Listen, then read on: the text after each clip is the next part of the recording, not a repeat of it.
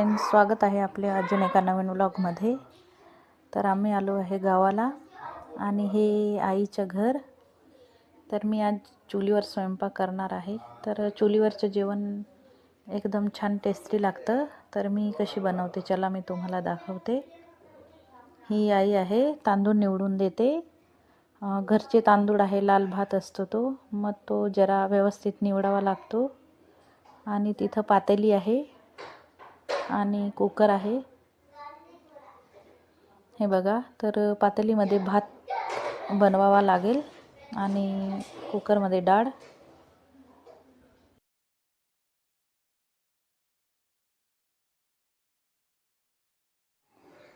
ही आमची घराची मागची बाजू आणि इथं मागे जेवण बनवतो आम्ही घराच्या मागे।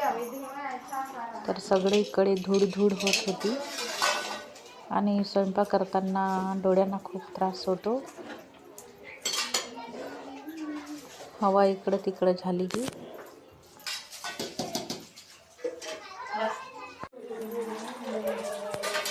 तर हा बघा लाल भात आहे। याची भात एकदम छान टेस्टी लागते।